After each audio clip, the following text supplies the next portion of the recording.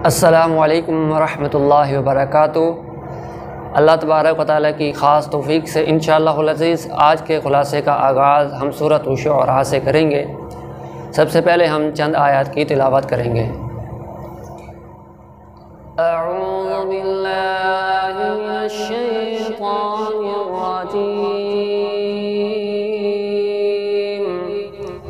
बिस्मिल्लाहिर रहमानिर रहीम।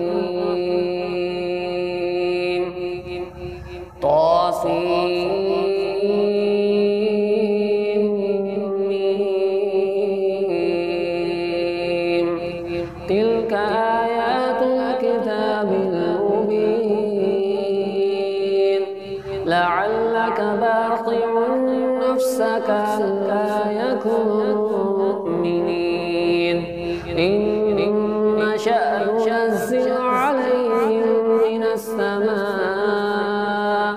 Minus समाई आयतन फ़ज़ल्लत अअनाक़ुहुम लहा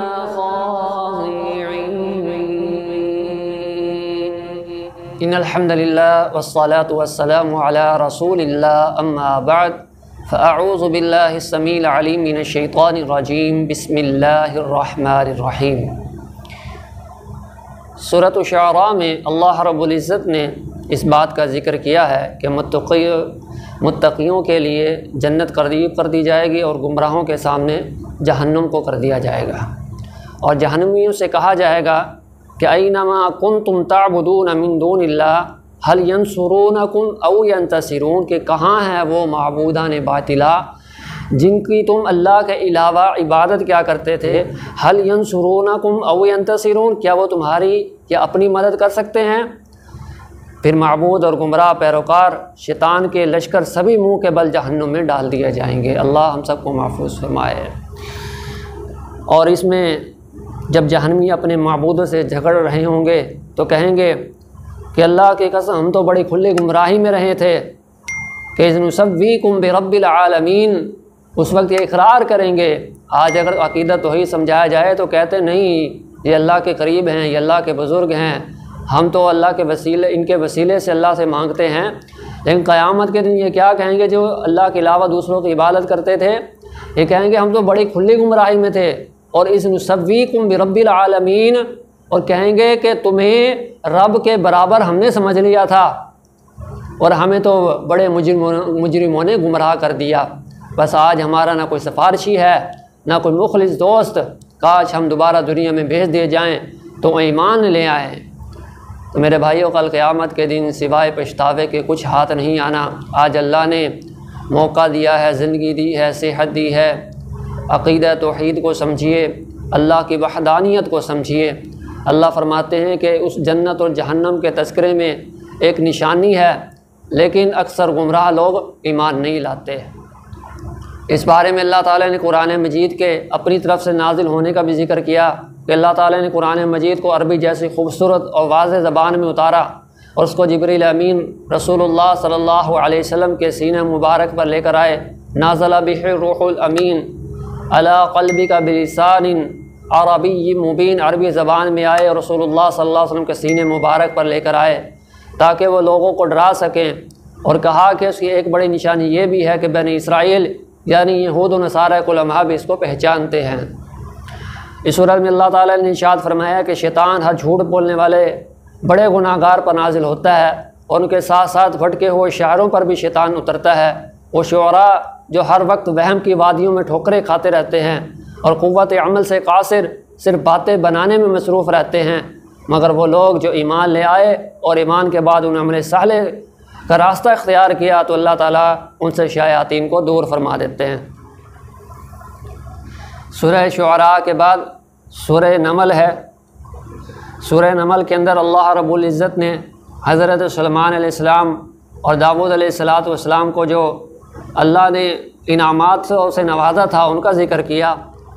और सूरत में अल्लाह ताला ने जनाब सुलेमान अलैहिस्सलाम के दरबार के एक वाक़ये का भी ज़िक्र किया है कि जब सुलेमान अलैहिस्सलाम अपने दरबार में जब जलवा फ़रोज़ थे कि आपने दरबार में हुद को गायब पाया, देखा कि हुद नहीं है, तो जनाब सुलेमान अलैहिस्सलाम ने फरमाया कि अगर हुद ने अपनी गैर हाज़िरी की कोई माकूल वजह ना बताई तो लअज़बहन्नहु, तो उसको शदीद अज़ाब में मुब्तला कर दूँगा या ज़िबा कर दूँगा।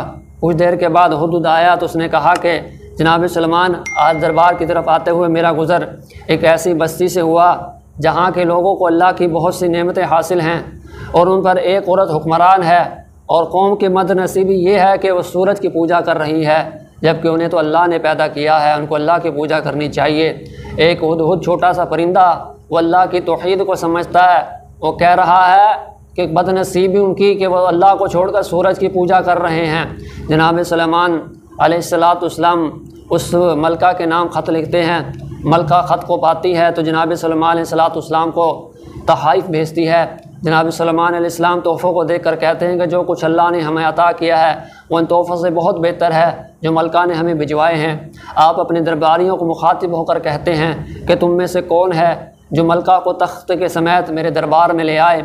उस पर एक बहुत बड़े जिन ने कहा कि मैं दरबार के बर्खास्त होने से पहले मलका को तख्त समेत यहाँ ला सकता हूँ।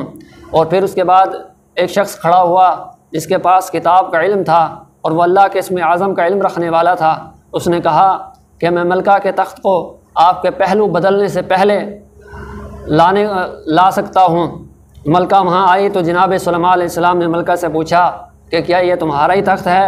तो जवाब में मलका ने कहा हाँ, ये मेरा ही तख्त है। उसके बाद जनाब सुलेमान अलैहिस्सलाम ने मलका को अपने महल के एक हिस्से में आने के कहा। उस हिस्से का फ़र्श शीशे का बना हुआ था लेकिन देखने वाली आँख को पानी महसूस होता था। जनाब सुलेमान अलैहिस्सलाम ने जब मलका को शीशे के फ़र्श से गुज़रने के लिए कहा तो मलका ने अपनी पिंडलियों से कपड़े को उठा लिया ताकि कहीं वो गीला ना हो जाए। जनाब सुलेमान अलैहिस्सलाम ने फरमाया, मलका ये फ़र्श शीशे का बना हुआ है। उन्होंने मलका को जितलाया कि तुम पानी और शीशे में फ़र्क भी नहीं कर सकती हो। जनाब सुलेमान अलैहिस्सलाम असल में मलका को बतलाना ये चाह रहे थे, जिस तरह तुम पानी और शीशे में फ़र्क नहीं कर सकी, इसी तरह तुम सूरज की रोशनी और अल्लाह ताला के नूर में, अल्लाह की हिदायत में फ़र्क नहीं कर सकती हो। मलका ने फ़ौरन से पहले ऐलान किया कि ऐ मेरे परवरदिगार, मैंने अपनी जान पर जुल्म किया और सलमान के साथ इस्लाम को कबूल कर लिया। ये वाक़या हमें बतलाता है कि हमेशा दीन की दावत हिकमत और दानाई के साथ देनी चाहिए। उसके बाद 20वां सिपारा शुरू हो रहा है। इस 20वें सिपारे में अल्लाह ताला फरमाते हैं कि अल्लाह के सिवा कौन है जिसने ज़मीन व आसमान को बनाया हो और आसमान से पानी को उतारा हो जिसकी वजह से मुख्तलिफ़ किस्म के बागात उगते हैं। और फरमाया कौन है जिसने ज़मीन को करार दिया और उसमें पहाड़ों को लगाया, उसमें नहरों को जारी फरमाया।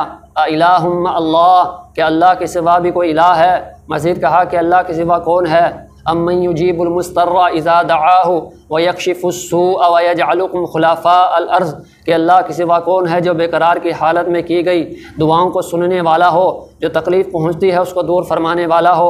और अल्लाह के सिवा कौन है जो खुश्की और रात की तारीकियों में इंसानों की रहनुमाई फरमाने वाला हो।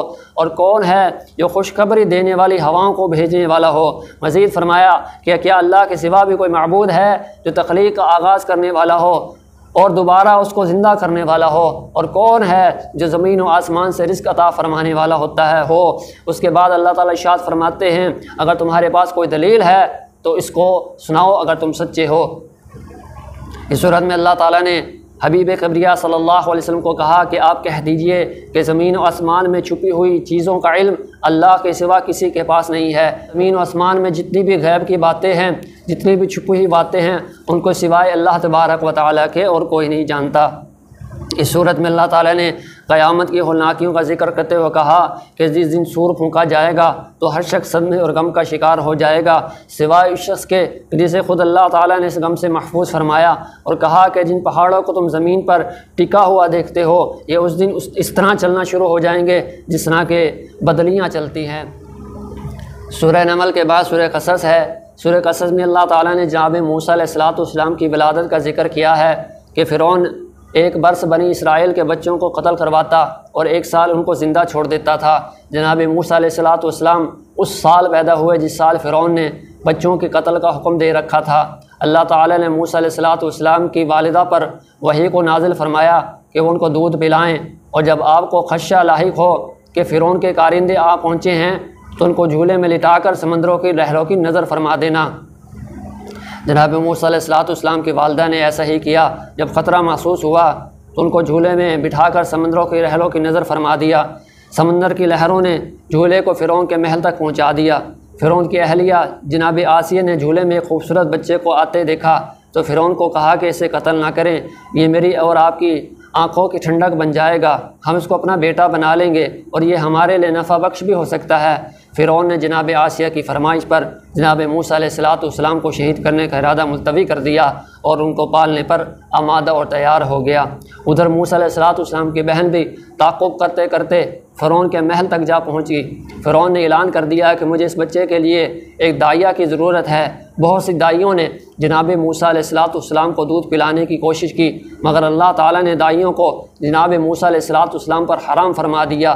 यहाँ तक कि जनाब मूसा अलैहिस्सलाम की बहन आगे बढ़ी और कहने लगी कि मैं आपको एक ऐसे खानवादे से आगाह न करूं जो आपके लिए इस बच्चे की कफ़ालत करे। फ़िरौन ने कहा कि उस ख़ानदान को भी आज़मा लेना चाहिए। जनाब मूसा अलैहिस्सलाम की वालदा फ़िरौन के महल में पहुंची और मूसा अलैहिस्सलाम को अपनी गोद में बिठा लिया तो जनाब मूसा अलैहिस्सलाम ने फ़ौरन दूध पीना शुरू कर दिया। अल्लाह ताला की कुदरत का अजीब मंज़र है कि दुश्मन मूसा अलैहिस्सलाम की वालदा को दूध पिलाने की उजरत दे रहा है। मूसा अलैहिस्सलाम फ़िरौन के महल में परवरिश पाते हैं। जब जवान हुए तो अल्लाह ताला ने उनको इल्म हिकमत से बहराबर फरमा दिया।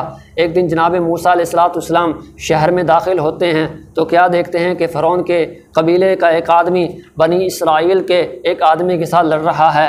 बनी इसराइल के आदमी ने जनाब मूसा अलैहिस्सलाम को देखा तो अपने साथ होने वाले जुल्म की दुहाई दी। मूसा अलैहिस्सलाम ने बनी इसराइल के आदमी की हिमायत में फ़िरौनी को ज़ोरदार थप्पड़ दे मारा। थप्पड़ मारने की देर थी कि वो आदमी ज़रबे कलीम की ताव ना लाते हुए मर गया। जनाब मूसा अलैहिस्सलाम का उसे कत्ल करने का इरादा ना था। जब आपने मंज़र देखा तो आपने परवरदिगार आलम से तौबा इस्तिग़फ़ार की। अल्लाह ताला ने जाम मूसा अलैहिस्सलाम की तौबा इस्तिग़फ़ार को कबूल फरमाया। इसी असना में मूसा अलैहिस्सलाम को इस बात की इत्तला मिली कि फ़िरौन के कारिंदे उनको तलाश कर रहे हैं। आपने अल्लाह ताला से रहनुमाई तलब की। अल्लाह ताला ने जनाब मूसा अलैहिस्सलाम की रहनुमाई की और उनको मदीन के घाट पर पहुंचा दिया। मूसा अलैहिस्सलाम मदीन के घाट पर पहुंचे, देखा कि लोग पानी निकालने के लिए कतारों में खड़े हैं और वहाँ पर दो लड़कियाँ भी पानी लेने आई थीं, लेकिन रश की वजह से पानी लेने से कासिर थीं। जनाब मूसा अलैहिस्सलाम ने उनके लिए पानी निकाला और एक तरफ हटकर साए में बैठ गए। भूख और प्यास को महसूस किया तो अपने परवरदिगार से दुआ की, रब्बी इन्नी लिमा अनज़लता इलैया मिन खैरिन फ़कीर, क्या मेरे परवरदिगार तू मेरी झोली में खैर डाल दे। दुआ मांगने की देर थी कि यकायक उन्हीं दो लड़कियों में से एक लड़की इंतहाई शर्म व हया के साथ चलती हुई जनाब मूसा अलैहिस्सलाम के पास आई और कहा कि मेरे बाबा आपको बुला रहे हैं ताकि जो का आपने हमारे लिए काम किया है उसका आपको सिला दे सकें। जनाब मूसा अलैहिस्सलाम मदीन के बुज़ुर्ग शख्स के पास पहुँचे। बहुत से मुफस्सिरीन के मुताबिक वह जनाब शुएब अलैहिस्सलाम थे। आपने इनको अपने हालात से आगाह किया तो जनाब शुएब अलैहिस्सलाम ने कहा कि आप मेरे पास रहें और आपने जनाब मूसा अलैहिस्सलाम की शादी भी अपनी बेटी से करवा दी। मूसा अलैहिस्सलाम 10 बरस तक जनाब शुएब के पास मुकीम रहे और उनकी बकरियां भी चराते रहे। 10 बरस के बाद जनाब मूसा अलैहिस्सलाम ने वतन वापसी का इरादा किया। रास्ते में सर्दी का एहसास हुआ। तूर पहाड़ के पास से गुजरे तो दूर से आग को जलता हुआ महसूस किया। अपनी अहलिया को फरमाने लगे, तुम ज़रा यहाँ ठहरो और मैं तूर पहाड़ से आग लेकर आता हूँ, उससे ज़रा हरारत पैदा हो जाएगी। जब तूर पर पहुँचे तो खालिक के कायनात ने आवाज़ दी कि या मूसा, ए मूसा, मैं अल्लाह अज़ीज़ व हकीम हूँ। उस मौके पर आपको अल्लाह ताला ने नबूवत से नवाज़ दिया और आपके असा को मोअज़्ज़ाती असा और आपके हाथ को नूरानी बना दिया। इस सूरत में अल्लाह ताला ने जनाब मूसा अलैहिस्सलाम की कौम के एक बड़े नाफरमान का भी ज़िक्र किया है। जनाब मूसा अलैहिस्सलाम की कौम का बहुत बड़ा नाफरमान वो कारून था। जनाब मूसा अलैहिस्सलाम उसको तौहीद की दावत देते रहे मगर उसने अल्लाह ताला की ज़ात पर ईमान लाना गवारा ना किया। उसको अल्लाह ताला ने बहुत ज़्यादा माल से नवाजा था, लेकिन वो उसको अता इलाही समझने के बजाय, अल्लाह की अता समझने के बजाय अपने कारनामे ख्याल करता कि ये तो मेरे ही कारनामे हैं, ये तो मेरी ही मेहनत है। अल्लाह के हक़ को तस्लीम ना करता। एक दिन वो अपने ख़जाने की चाबियों के साथ निकला और आलम यह था कि उसके ख़जानों की चाबियों को एक बहुत बड़ा काफ़िला जो है है वो उठाया करता था। दुनिया के तलबगारों ने जब ये मंज़र देखा तो तमन्ना की कि काश हमें भी वो कुछ मिल जाए जो क़ारून के पास है। वो लोग जो इल्म वाले थे उन्होंने कहा कि अल्लाह की रज़ा और उससे मिलने वाला अजर इस ख़जाने से हमारे लिए कहीं बढ़कर है, मगर दुनियादारों की आंखों पर गफलत की पट्टी बंधी हुई थी। अल्लाह ताला ने आनन फ़ानन क़ारून को उसके तकब्बुर की वजह से ख़जाने समेत ज़मीन में धंसा दिया। वो लोग जो कल तक क़ारून के सरमाए को पाने की तमन्ना किया करते थे, अल्लाह ताला का शुक्र अदा करने लगे कि अल्लाह ताला ने हमें बचा लिया, वरना आज हम भी ज़मीन में धंसा दिए जाते। इस सूरत में अल्लाह ताला ने हज़रत रसूलुल्लाह सल्लल्लाहु अलैहि वसल्लम से इस बात का वादा भी किया है कि वो उनको मक्के में ज़रूर वापस पलटाएगा, और अल्लाह ताला ने अपना वादा पूरा किया और रसूलुल्लाह सल्लल्लाहु अलैहि वसल्लम को फ़ातिहाना शान के साथ मक्का में दाखिल फरमा दिया। ये थे आज के सबक का ख़ुलासा। अल्लाह रब्बुल इज़्ज़त से दुआ है कि अल्लाह अहकमुल हाकिमीन जो सुना है वो फ़िक्र करके उस पर अमल करने की तौफ़ीक नसीब फ़रमाए। अस्सलामु अलैकुम व रहमतुल्लाहि व बरकातुहू।